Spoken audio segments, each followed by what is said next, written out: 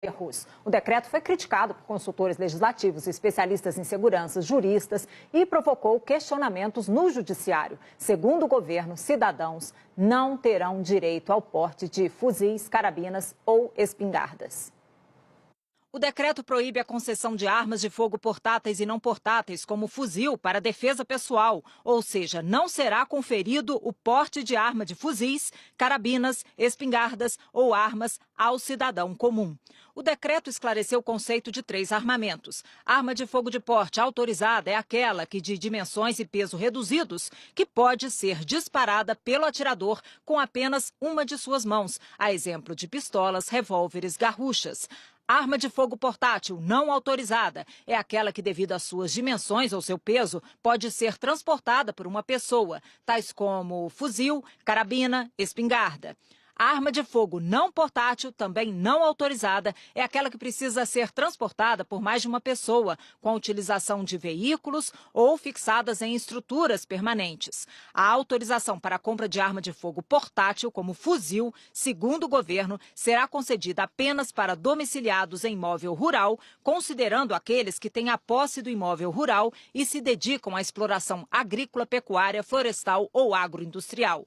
O decreto destacou ainda munições de uso proibido. São as incendiárias, as químicas e as outras vedadas em acordos e tratados internacionais dos quais o Brasil seja signatário. Isso não estava no primeiro decreto. Como a gente viu nos últimos dias, houve muita crítica, muita contestação, muitos questionamentos. Entidades, governadores queriam mesmo a revogação do decreto das armas. E a Agência Nacional de Aviação Civil, a ANAC, insistiu na retirada de um artigo sobre a responsabilidade na segurança do embarque de pessoas armadas em aviões.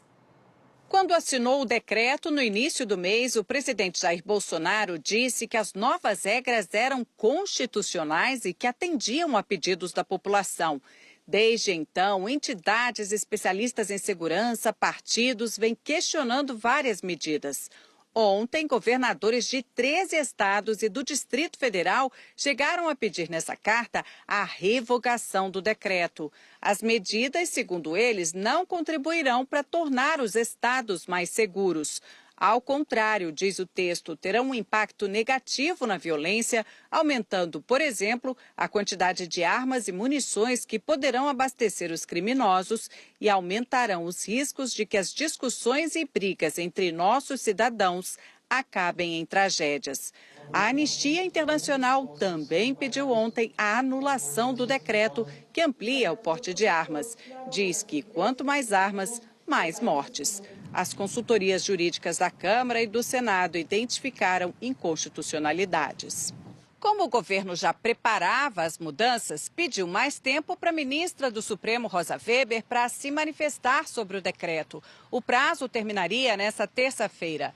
As informações foram pedidas pela ministra relatora porque há 3 ações de partidos que alegam que essa discussão sobre armas tem que ser feita pela Câmara e pelo Senado e que o decreto fere o Estatuto do Desarmamento aprovado em 2003 pelo Congresso.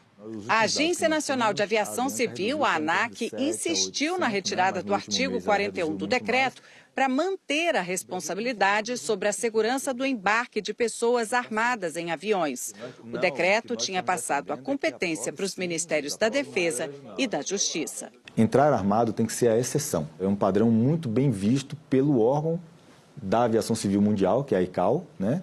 Que é uma agência da ONU, e que, por isso que nós identificamos esse pequeno problema e nós estamos comunicando ao governo, solicitando uma retificação. Olha, agora às 8h17, agora há pouco, a Secretaria de Comunicação da Presidência mandou o texto com o novo decreto. E para reforçar, a proibição é ao porte de armas de fogo portáteis e não portáteis. E não será permitido o porte de armas de fuzis, carabinas e espingardas. Importante reforçar isso, né, Ana? Sim, importante.